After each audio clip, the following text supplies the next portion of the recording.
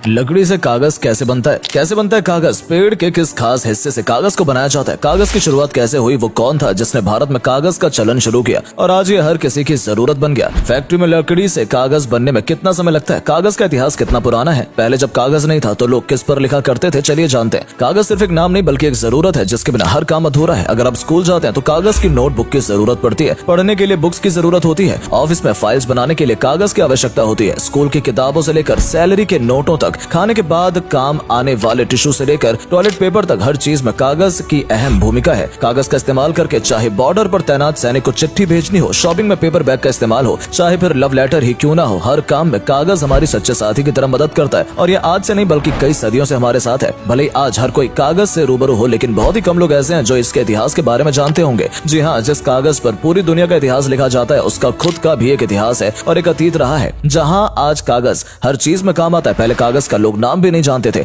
और ये बात सालों साल पहले की है, जब लोग लिखने के लिए, अपनी बात दूसरे तक पहुंचाने के लिए शिलालेखों, ताम्रपत्र और लकड़ी का इस्तेमाल करते थे, जिससे चीजें लंबे समय तक लिखी रहती थी। लेकिन जैसे जैसे समय ने पलटी मारी, कागज के दौर की भी शुरुआत हो गई। बताया जाता है कि कागज का जो इन्वेंशन था उसके पीछे चीनियों का हाथ था, यानी चाइनीज का। कहा जाता है कागज की खोज 105 एडी में चीन के हान डायनेस्टी के सम्राट के जमाने में एक सरकारी अधिकारी जिनका नाम कई लून ने किया था। उन्होंने बाघ, शहतूत, पेड़ों की छालों और दूसरे रेशों की मदद से कागज का निर्माण किया था। इन सभी चीजों से मिलकर कागज बहुत मुलायम और चिकना बना था और साथ ही चमकदार भी काफी था। इसके पहले लोग कपड़े, बांस, रेशम के टुकड़े का ही इस्तेमाल करते थे और उसी पर संदेश लिखा करते थे। लेकिन ये चीजें भी ज्यादा दिनों तक नहीं चल सकी, क्योंकि जो रेशम था वो काफी महंगा आता था, जबकि जो बांस था वो बहुत भारी भरकम हुआ करता था। इन्हीं सब परेशानियों को देखते हुए साई लून ने ऐसा कुछ बनाने का फैसला किया जो दाम में भी कम हो और काम में भी परफेक्ट हो, और इस तरह कागज का निर्माण हुआ। यही वजह है कि काई लून को कागज का संत कहा जाता है, क्योंकि इनके आविष्कार के बाद से ही कागज चीन, जापान, देश विदेश हर जगह इस्तेमाल किया जाने लगा। लेकिन सवाल ये उठता है कि कागज भारत में कैसे आया? तो इसका जवाब जानने से पहले अगर आपने अभी तक हमारे वीडियो को लाइक नहीं किया है तो जल्दी से लाइक कर दीजिए, और हाँ, चैनल पर नए हैं तो सब्सक्राइब करना ना भूलें। भले ही कागज बनाने का क्रेडिट काई लून को जाता है, लेकिन कागज बनाने के जो सबूत हैं वो हमें भारत में ही मिलते हैं। सिंधु सभ्यता के दौरान कागज के कई प्रमाण मिले थे जिन्होंने साबित कर दिखाया कि चीन के बाद कागज बनाने वाला अगर कोई देश था तो वो भारत ही था। ये भी कहा जाता है कि भारत में कागज खोजे जाने के बाद ही पूरी दुनिया में कागज सही मायने में इस्तेमाल होने लगा था। भारत में जहाँ कागज बनाने का पहला कारखाना लगाया गया था वो जगह थी कश्मीर, जहाँ सुल्तान जैनुल अबिदीन ने 14वीं शताब्दी में लगवाया था। उस दौर में मशीनें, टेक्नोलॉजी तो थी नहीं, इसीलिए हाथ से ही कागज बनाए जाते थे। लेकिन 18वीं शताब्दी तक आते आते कागज को मॉडर्न तरीके से बनाया जाने लगा और इस आधुनिक कागज बनाने का सबसे पहला कारखाना हुगली नदी के तट के पास बाली नामक की जगह पर लगाया गया था। तो इस तरह चीन, भारत समेत हर देश में कागज का चलन शुरू हो गया। बात करें कागज बनाने की तो इसके लिए सबसे जरूरी माने जाते हैं पेड़। कागज बनाने में जो सबसे ज्यादा काम आता है वो होते हैं सेल्यूलोस, जो कि एक कार्बन हाइड्रेट है जो कि पेड़ पौधों में पाया जाता है। यह सफेद चिपचिपा पदार्थ होता है। इसी की मदद से एक चादर सी बनाई जाती है जो कि कुछ प्रोसेस से गुजरने के बाद कागज का रूप ले लेती है। सेल्यूलोस में ही ये क्वालिटी पाई जाती है कि ये पतली चादर से कागज को बना सके। वैसे सेल्यूलोस का एक अच्छा सोर्स कॉटन भी है,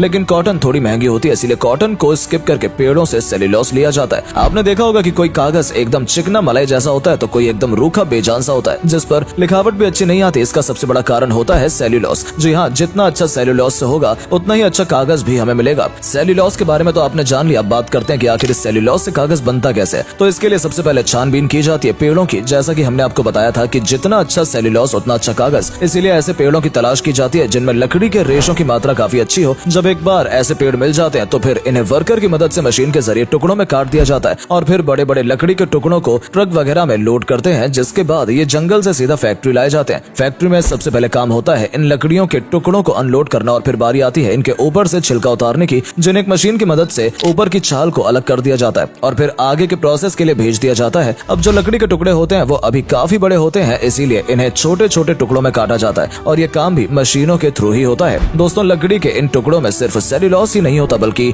लिग्निन और पैक्टिन जैसे कई तत्व पाए जाते हैं जिनकी मात्रा काफी सही होती है। वहीं सूक्ष्म मात्रा में खनिज लवण भी मौजूद होते हैं। इन सभी तत्वों की मौजूदगी में सेल्यूलोस से कागज बनाना इम्पॉसिबल होता है, इसीलिए सबसे पहले इन तत्वों को अलग करने का काम शुरू होता है। इसमें सबसे जरूरी लिग्निन को निकालना होता है, क्योंकि लिग्निन ही वो तत्व होता है जो लकड़ी को एकदम ठोस और कठोर बनाता है। लकड़ी के टुकड़ों को काटने के बाद उनमें से लिग्निन को बाहर निकालने के लिए डाइजेस्टर चैम्बर में भेजा जाता है और इस काम में मदद करती है कन्वेयर बेल्ट, जो कि भारी भरकम लकड़ी के टुकड़ों को एक एक करके डाइजेस्टर चैम्बर में ले जाती है। यहाँ पर लकड़ी के टुकड़ों को एसिड सॉल्यूशन के साथ मिलाया जाता है, जिसके बाद में लिग्निन को बाहर निकाल दिया जाता है और इस तरह से लकड़ी से लिग्निन अलग हो जाता है। अब बारी आती है ब्लीचिंग की। दरअसल जब जब लकड़ी से लैग्निन निकल जाता है तो इन्हें पानी से अच्छे से धोया जाता है और फिर बारी आती है ब्लीचिंग की, जिसे लकड़ियों पर डाला जाता है। ब्लीच से जो लकड़ी होती है वो काफी सॉफ्ट हो जाती है, जो कि कागज बनाने में काफी फायदेमंद साबित होती है। इसके बाद आता है कैल्शियम कार्बोनेट का मिक्सचर। जब लकड़ी पर ब्लीचिंग प्रोसेस पूरा हो जाता है तो फिर से कागज के अकॉर्डिंग बनाने के लिए कैल्शियम कार्बोनेट के साथ मिक्स किया जाता है ताकि और ज्यादा मुलायम हो सके। इसके बाद आता है पानी। जी हाँ, ये लकड़ी के टुकड़े इन सभी प्रोसेस के बाद पहले से काफी सॉफ्ट हो जाते हैं, लेकिन इन्हें और भी ज्यादा मुलायम बनाने के लिए इन पर पानी डाला जाता है और लकड़ी के ये टुकड़े और पानी दोनों अच्छी तरह से मिक्स हो जाते हैं और ये किसी पल्प या पेस्ट की तरह दिखाई देते हैं। अब ये जो पल्प होता है वो कागज बनाने के लिए एकदम परफेक्ट होता है, लेकिन अभी इस पल्प को कागज में बदलने के लिए कुछ और प्रोसेस से भी गुजरना पड़ता है, जिसमें सबसे पहला आता है पेपर मैनेजमेंट। ये जो पल्प होता है उसे पेपर मशीन पर डाला जाता है। इसके बाद ये मशीन में कई स्टेप को पार कर जाता है और कुछ समय बाद हमें एक पेपर की पतली लेयर मिलती है। अभी ये जो लेयर्स होती हैं वो साइज में काफी बड़ी होती है, इसीलिए इन्हें साइज के अकॉर्डिंग काट दिया जाता है और फिर इस तरह से इन सभी प्रोसेस से होकर हमारा पेपर बनकर एकदम रेडी हो जाता है। पेपर के बनने के बाद